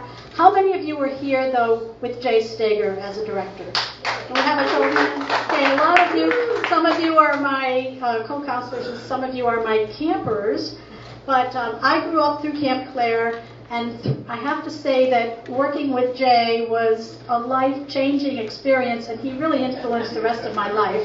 He was very notorious. He was a very earth-shaking man. But because of Jay, it really shaped my life, my career. I ended up owning a camp myself, working for Jay in 2 other camps. And then finally, my husband and I bought a camp, assumed a camp that Jay had. We bought him out. And we sold that camp 8 years ago. So it's only 8 years ago that I stopped being at camp. But I'm so glad to be back here. And I've gone to other camp reunions for the other camps, so it's like never changing, and it will never stop. So I'm just going to read you a letter that Jay wrote. I had to edit it way down because it was too long, but these are some memories from Camp Clare days 1959 to 1966. I'm so sorry I am not here with you all at Camp Clare, you Camp Clare devotees on this 100th anniversary, but at least here is my story with Camp Clare for 7 years during our 50th anniversary era. As a young teen, I was sent to a Y camp in Pennsylvania, which I hated, due to the leeches in the lake. Does that sound familiar? I never dreamed I would ever spend 57 summers of my life in various children's residential camps in New England. I was shaped by the years at Camp Clare, just out of graduate school, with my then wife Shirley, now Asha, and our 2 young offspring. I arrived at my first real job in 1958 at Manchester High. That winter I was hired as director by the Camp Clare Committee in Meriden for a summer job in Hamburg Cove. I recall that Camp Clare was facing some financial challenges, and by becoming co-ed and bringing in new younger folks onto the camp committee, maybe the camp would thrive. Somehow the camp committee and I were the right combination, and shortly the camp had full enrollments for most sessions. Tuitions were primary funding source, along with several loyal volunteers. Our second summer, I hired a cook, Mrs. Minnick. How many of you remember Mrs. Minnick? Few. From my home church in Manchester, who was such a conservative with food. We saved so much money that summer that we were then able to build the first ever staff cabin named Wheatley's Hideaway after Bob Wheatley, who was our top volunteer worker from Meriden. We joked that this staff hideaway cabin was donated by the starving campers of Mrs. Minnick's food service, which I remember as a lot of tomato soup and crackers. With a full enrollment in the early 60s, it was a giant headache to break down the dining hall after each evening to set up for evening programs and camp meetings, especially on rainy days. The camp needed a separate building to allow better programs and indoor shelter during bad weather spaces for the whole camp community. We used to take the entire camp on a lot of walks, like up to the rocky ledge overlooking the Connecticut River, to get an ice cream reward if everyone endured my kill time hikes. And one time we discovered a dirt road with a summer estate where an elderly New York City couple, Mr. and Mrs. Pizzini, greeted us all with treats. After that, we went there a number of times and actually did some entertainment for them on their great lawn, singing, skits, etc. That relationship for 3 summers allowed me to get the nerve to ask them if they would contribute to helping us build a meeting, recreation, rainy day place at camp. Fortunately, they did, and contributed the entire $8,000 to build Pizzini Rec Hall. Gradually, I began to wonder why our sprint swim program was so under-enrolled and realized the rocks, the dark water, the tides, the monsters in the water discouraged a lot of campers from choosing swim classes. So what about a big swimming pool up near the sports field? We investigated costs, like upwards of $20,000, and I still do not understand how we raised all that money, but we did. I know that one of my family's winter visits to Clare Lane at her Eustis, Florida estate prompted her to support this new pool with a gift. It was a big project for all of us, to be sure. I remember watching the gunite cement being sprayed onto sides and floor, trying to figure out how to manage the pumps, the chlorination system, etc. My wife Shirley and I became so attached to Camp Clare, and raising our son and daughter there seemed ideal. I functioned as if I would remain at Camp Clare for years and years. I had just written the 50th anniversary booklet in 1965 and was keen on getting a financial evaluation appraisal of the Camp Clare property and camp businesses for future PR and development, if not expansion. The only limitation was small acreage. In 1965, a teacher at my high school in Manchester told me about a camp in Maine that was closing down and being sold. I thought that camp would be interesting to visit. I had never been to Maine. And one weekend, my wife and kids drove 7 hours up to Route 1 in Washington, Maine, to meet with the owner of this private girls' camp called Meadowlark that had declined badly in enrollment. Never having seen another camp besides Camp Clare, this defunct camp in Maine with a half-mile of lake frontage and lots of space compared to compact Camp Clare suddenly began to generate speculation on my part that maybe I could create my own kids' camp. Maybe I could replicate a camp like Clare in Maine. Maybe a new kind of camp for the 60s could work in New England. I'm editing as it goes. Rhonda Short. I will never forget, well, in 1967, he did cause a stir in the Meriden Church when he hired a New Haven mixed marriage couple and 2 young biracial, then mulatto children in tow. She was the camp nurse, and he was a dynamic program director for us that one summer of 1961 to 62, and we survived that nonetheless. So Jay was in that changing period of history, a lot of progressive ideas. I will never forget one little Puerto Rican girl who constantly gave her counselors trouble at bedtime. One evening, they called me over to discipline her. In my irritation of having been disturbed late in the evening, I took her outside on the steps of her cabin to sit down and give her a talking to. Instead of scolding, my heart melted as she clung to me and talked of her home life, crying, and that she felt that nobody liked her there or here. And I held her, comforted her, and we both reached a better understanding. She was never a problem camper again. I learned a lot from her at that time, and it forever changed my perception of what a director, leader, teacher is really all about. I have vivid memories of getting my school bus driving license so that we could lease a school bus. And I was able to take all the campers out to nearby beaches, to county fairs, to Gillette Castle, and on spook nights in the dark. Yeah, and then you leave us there. Well, when we did a camping trip, Jay said, yeah, go on, take the kids off to Macedonia State Park. My husband and I were the counselors in charge. And I said, Jay, what are we going to sleep in? We don't have any tents. He said, sleep under the bus. My sister over there, Deanie, remembers that there was no room on the school bus, so he put kids in cars, and there was still not enough room, so he told Deanie and her friend, get in the trunk. Get in the trunk.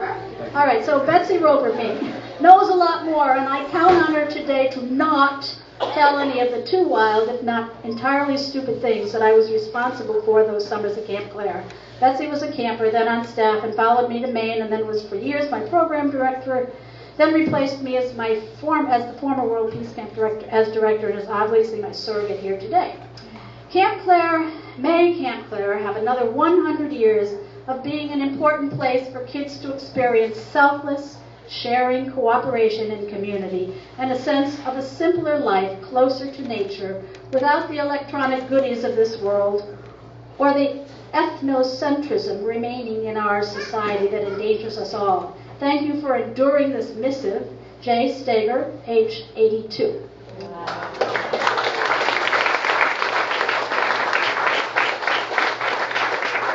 Unfortunately, he could not be here today because he had surgery, colon surgery, about a month and a half ago. Ironically, my husband, who we're very close with Jay, had the same surgery 1 week later, and he's still recovering. And he just went off to take a rest up at the infirmary. He was kind of tired. But I'll have to tell you just briefly how I got my husband here. He wasn't my husband at the time. I was only 16 or 17 years old, and I was a counselor, or junior counselor. And I said, Jay, could my boyfriend come up and work here? Gary at that time was like 4 years older than I was, so he certainly would be qualified age-wise to work at a camp. So I said, Jay, can my boyfriend come? He says, no, we don't have boyfriends here. You can't have your boyfriend here. And I said, but Jay, he could bring a sailboat and he could teach sailing. When can he get here? So he did come, and he did teach sailing, and after that he was the assistant director, and we went on to have a long career and history with camping. So it all started here for me when I was just a little kid, but I'll never forget it. Thank you.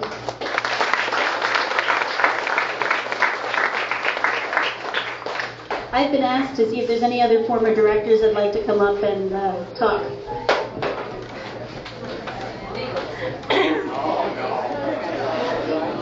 Well, everyone's leaving, so I might as well start now.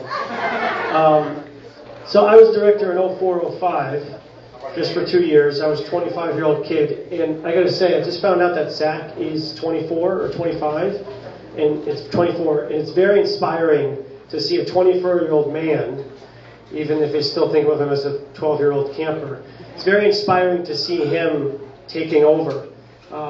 Camp is in great hands, and the board, and Beth.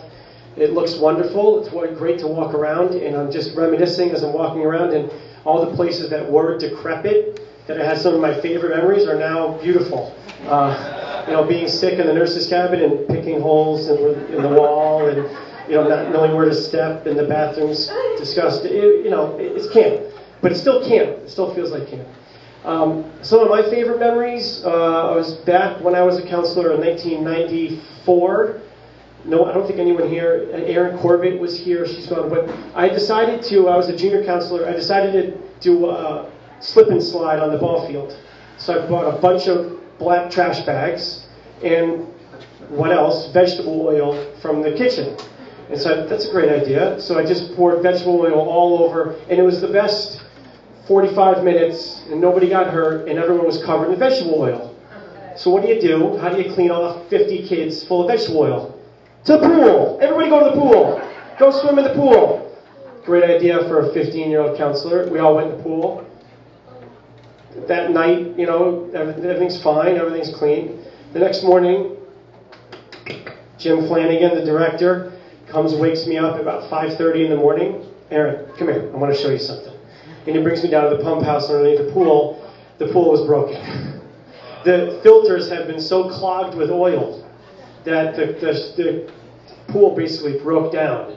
And so we had to work in shifts and manually clean the entire pool. All the counselors had to work in shifts and clean all of the tiles by hand with, you know, baking soda and vinegar and all sorts. And it cost thousands of dollars to fix. And that's the kind of stuff that the board of directors does, is they fix those mistakes that the 15-year-olds make. So thank you to those guys. And my other favorite memories are going out to the sandbar. We would take, you know, my first year as director, 2004, we were lucky enough to buy a motorboat. And it was a motorboat of considerable size compared to the old rickety one.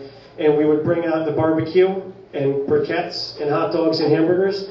And if you could just imagine, for those of you that didn't get the chance, just 100 kids with burgers and dogs in the shallow, encroaching water, with 100 campers running around and just running over at their leisure to grab a hamburger, a couple of chips, dropping half of it in the water and picking up and still eating it, and just running around. And I remember, I still, even when I'm having a tough day, you know, teaching or wherever I am, I'll just remember being on the sandbar, watching kids play football or soccer on the beach in the middle of the Connecticut River, chowing on a double cheeseburger, or sloth on a quadruple dog, which is unreal.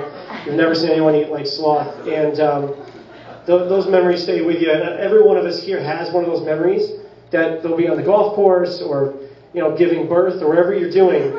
And you just think back to one of those memories from camp, and it's in our memory forever. All right, who's next? Any other directors want to come up and make a fool of themselves too? Oh, Auntie Kathy, come on up. Kathy Page, 85 to 91. Hi, everybody. I'm so glad we had such a great turnout.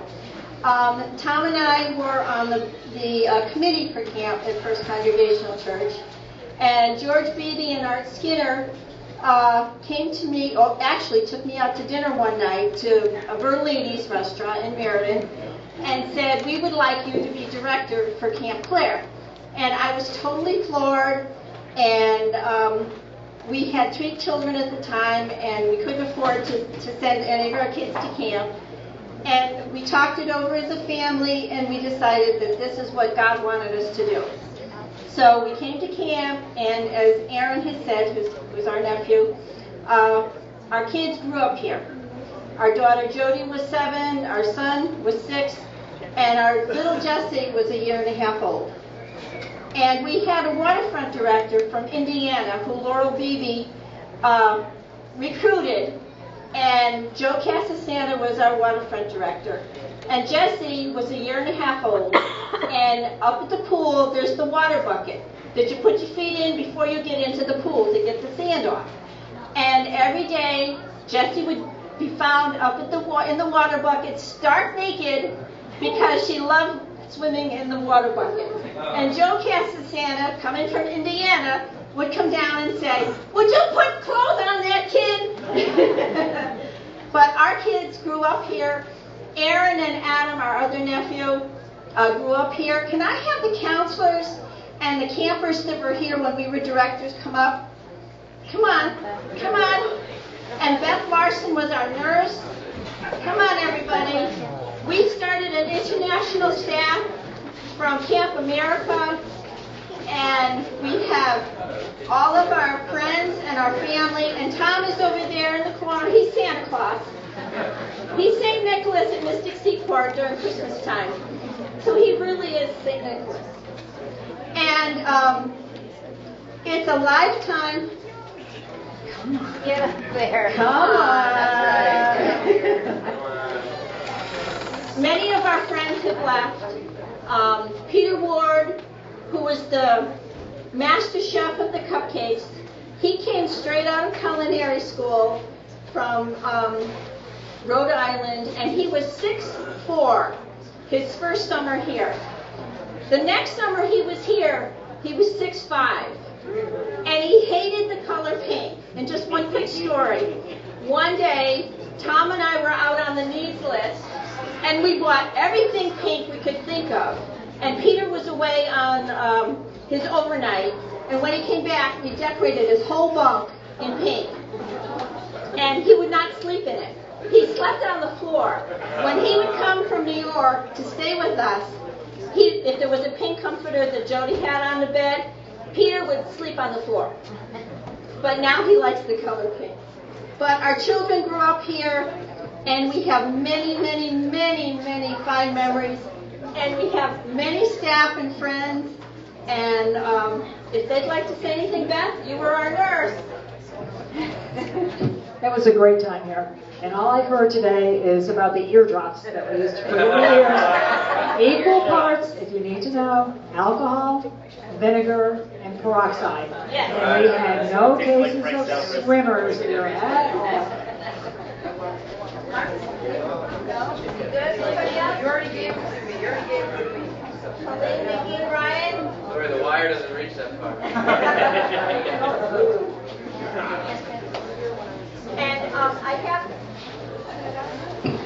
I have pictures of Mr. McBride, wherever he is. Mr. Mike, that he took, he was our photograph director. And his dark room was underneath this building. And we have a picture of him with Frank Sutton, who was another counselor of ours. And we had cross-dressing day. What did we call it, Mike? Miss Camp Claire. And we have pictures of them in bikinis and all kinds of weird things, but it was a great, great time for all of us. And we hope the next 100 years for Camp Claire is as blessed as the first 100 years was.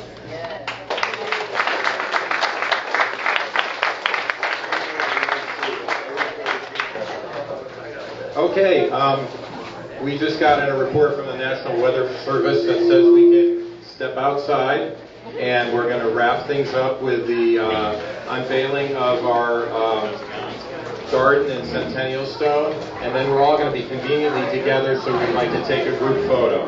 So if you'd like to head out and around. Okay.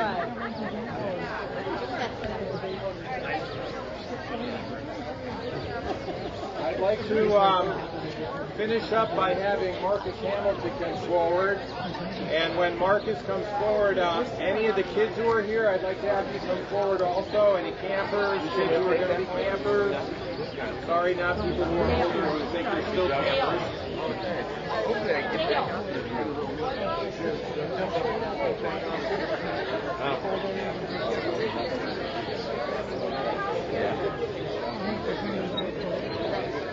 Oh, this lunch at lunch. We have more children here. This is a summer camp for youth. Any other children? This is the big exciting part. You get to get your hands wet.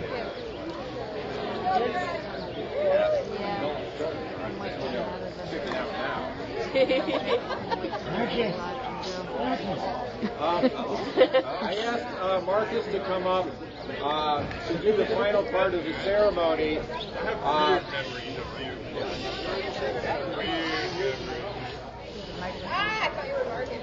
Quiet, please.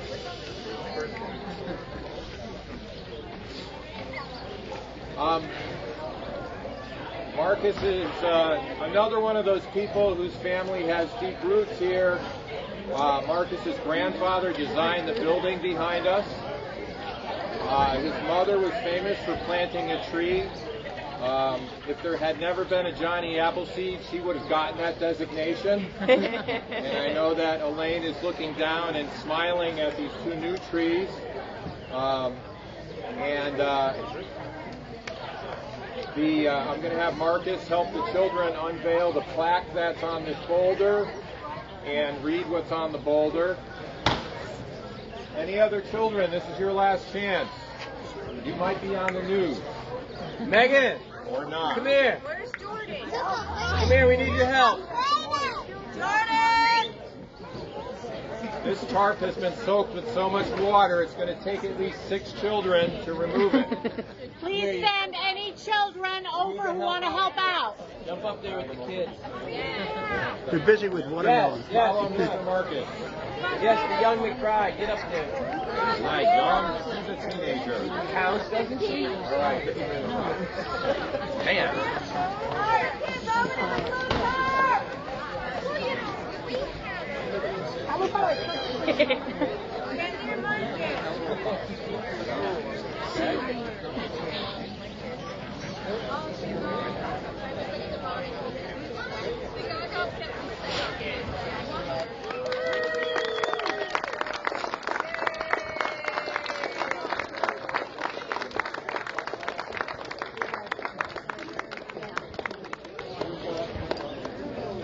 That's not the real one. The cast iron one, or cast bronze one, which weighs about 125 pounds, will be here hopefully before camp. So we had this wonderful photo reproduction done by yet another camp family, the Birchsteads. Marcus, you want to read it, or? Camp Claire, 1916, Centennial 2016. The stone from the hill on the cove commemorates 100 years of youth camping at Hamburg College. It symbolizes rustic camping, traditional values, and a place where kids have the freedom to just be kids. It celebrates the friendships, fellowship, and memories that are shared at this place. This garden is a grateful and loving remembrance of all those who were and still are a part of the spirit of Camp Claire, dedicated June 11, 2016. 1916, founded by First Congregational Church, American Canada, Sun Incorporated, 1954.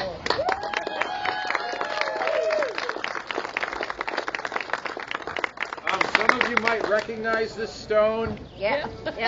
And for those of you like me who are getting older and really could use that stone to sit down as you walk from here up the road to the ball field, well, the sitting stone is now standing. We wanted to purposely pick a stone that was native to the property to show the connection. The memorial garden, I just wanted to make mention, we have other gardens here that we consider memorial gardens, and we have trees that are planted in people's memories. This garden kind of grew out of, I think, a typical camp story that all of us may or may not be able to relate to, but you will at some point in your life. I'm going to be like Jim Birch now. We had a counselor that worked with us in the 70s and 80s named Melanie Lyons DeWare. And Melanie was a wonderful person. Melanie would do anything for her campers. She even figured out how she could not have to get up in the middle of the night and take that kid who needed that second bathroom break. And you know those bathrooms are just so far away from the cabin.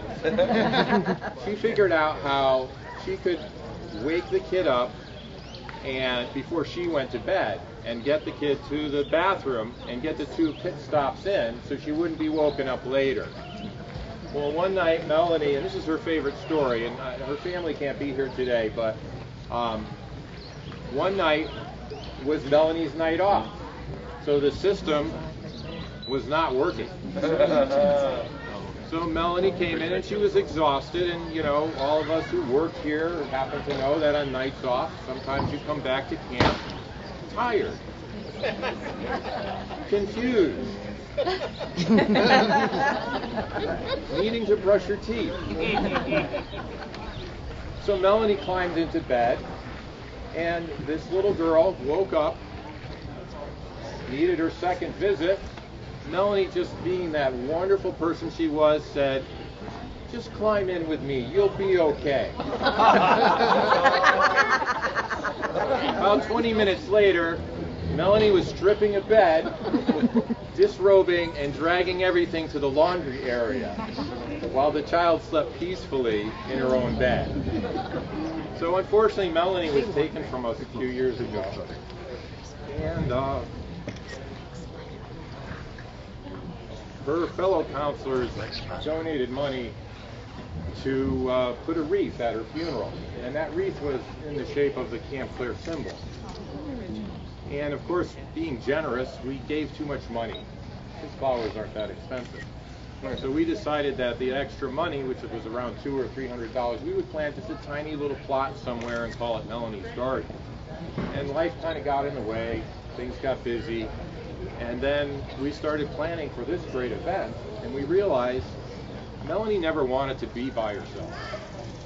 So we thought we would use her money as the starting point for this memorial garden that's now tied to our centennial marker, and so this can be for everybody. And we have a lot of work to do. We're also going to be putting bricks around it, and I never did get to put out the blueprint, but it's in good hands, don't worry. And we'd encourage you, if you have someone special from camp, to buy one of the bricks or donate money towards the planting. I just think it's really great. A lot of people have contributed. I can't go through the whole list. The landscape design was by one of Melanie's co-counselors. It's just, I think it's a great story that, it's the spirit of who we are here. I don't see too many people with our dedication reading, so Marcus will do the, like Judy, the mime type counselor antics. And he's going to read this, and then the response is, we rededicate this camp. This is taken from the last 3 anniversary events, but really carved down to the basics. We took out of the, all the thous and this and untos and therefore and forthwiths. So Marcus, if you could do the honors. And then after this, we'd like you to gather over there, and we're going to attempt to take a group photo. Right. Okay? Oh, we need this.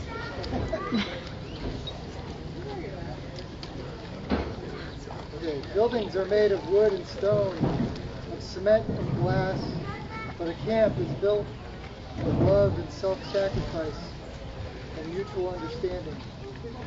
To these more excellent gifts, we dedicate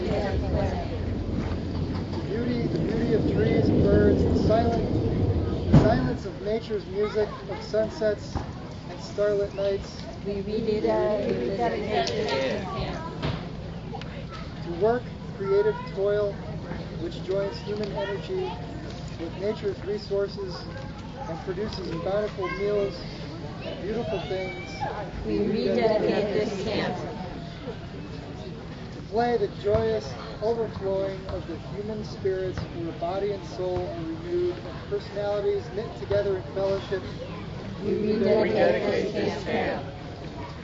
To rest, restore of weary bodies and minds to hours of quiet around the glowing hearth and refreshing sleep through the silent hours of night. We rededicate this camp. To friendship, joyous friendship around the campfire with friends new and old, lifetime connections and memories that always bring a laugh and a smile. We rededicate this camp. To young lives, eager feet on floors and grounds, happy voices in tents and cabins, that this camp may be a place in which children may grow and learn, may go forth and share their experiences, and may become partners in the stewardship of the spirit of Camp Claire, now and in the future. We rededicate this camp. We rededicate Camp Claire.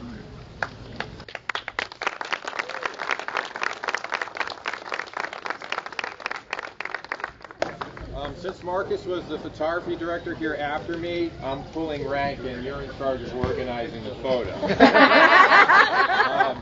We have other things that are going on, but this concludes the official ceremony type stuff. For those of you who made all 3 of the ceremonies today, come see me. I'll stamp your card. Next anniversary, there'll be a special gift if you remember to bring that card. That'll be the 200, right? Yes, we have a wonderful dinner planned. If you haven't decided to stay, just go near the kitchen door and smell, and then go over and pay, because we just have to pay off the food. We have some entertainment later. Some of it may be you. Yeah. And we are hoping to get a fire started later for some s'mores. Thank you again. This has really been very wonderful. First thing I remember knowing was growing up to line. Honestly,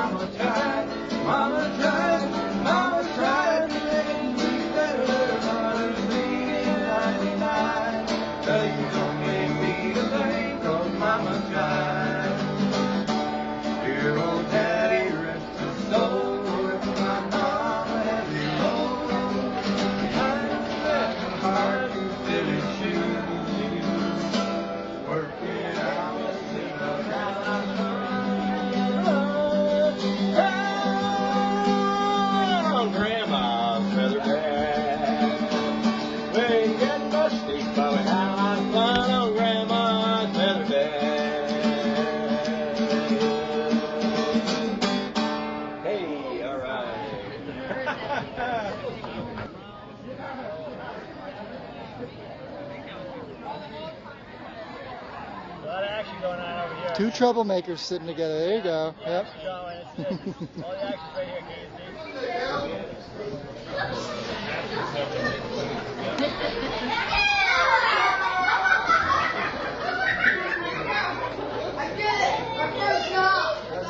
Nice work. Still got some time, huh? Damn, you are so fast. 1, 2, 3. I like the news. Coo-coo-noos and groups. I like the news. I like the news. Coo-coo-noos and groups. That's why they call me Virgin of the Utes. You all failed on that one. You're great. Well, I know where to be.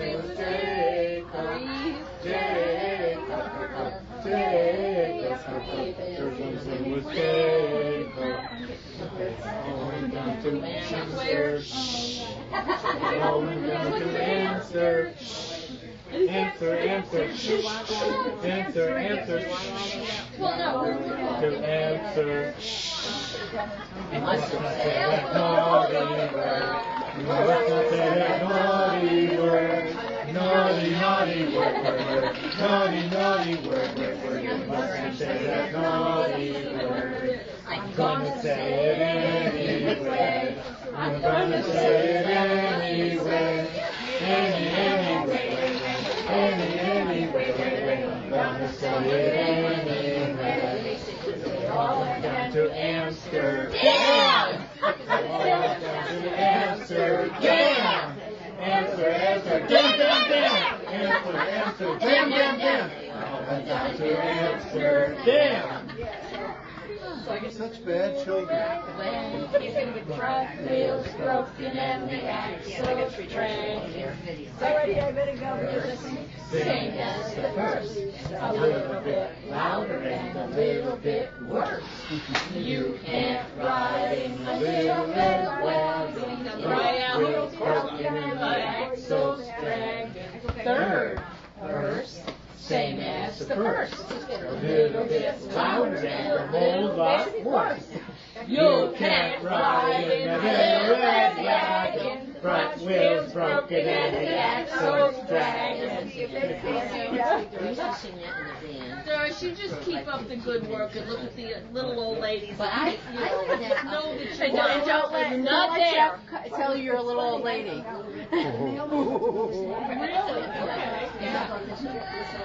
Oh, how cute. One day, I took with me upon the subway my Tulsa cat, my Tulsa cat. I placed it down upon the seat beside me, my Tulsa cat, my Tulsa cat. You what? Oh, big red lady came and sat upon it, my Tulsa cat. Oh no. Oh, big red lady came and sat upon it, my Tulsa cat. Christopher Columbo, what do you think of that? Oh, big red lady sat upon my lap. It was no joke, my hat she broke her down, she sat upon my hat.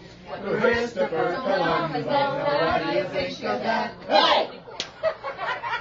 Just keep doing it because I'm going to just keep doing it. I'm just going to take my day. No, you can do Jackass. 45 years. Jackass. Jackass. Well, that's what we call it. But, no, I sat on the, it was right near the piano. We're all here. I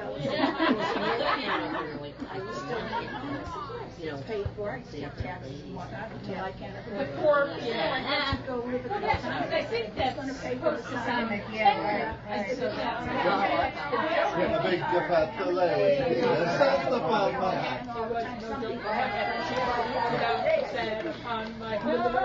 You have an Italian accent. Were you here when we sang the round with one round would start with nothing, nothing, nothing, nothing, nothing, nothing all day long. Something, something, something. No, I never heard that.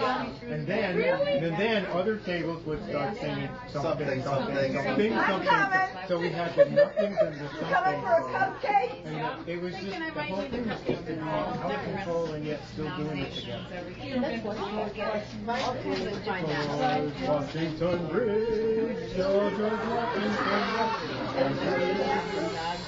George Washington Bridge, George Washington Bridge,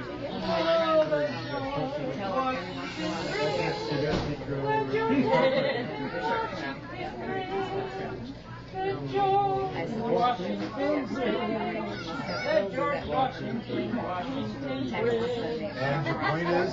And my point is, it costs $15 to go over the GO1. Really? What? Yeah, but that's a one-way toll. Nobody has to pay to go to New Jersey. That's highway robbery. You leave the city. Well, I don't know because I wrote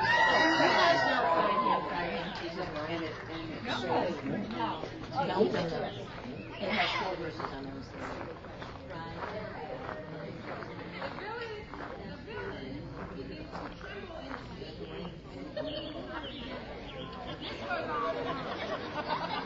Dudley decides to warm up to the fight, so he does 3 jumping jacks. Then he does a little shadow boxing. Then Dudley does 3 push-ups. Then he does 1 push-up. And on the 3rd push-up, the villain seizes the opportunity and I'll come in for it. Dudley falls to the floor unconscious. Just then, the cat scratches the dog's throat. Cat. Yep. But don't really do it. And then the cat and dog have a fight on top of Dudley. And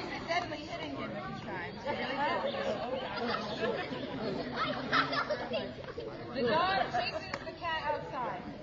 Just then, the pimple collapses under Prudence' weight and falls to the ground. Prudence becomes unconscious. Granny shouts, "You nasty villain!" She goes over to the villain, faces him, and pokes him in the stomach. He doubles over, but doesn't fall down in pain.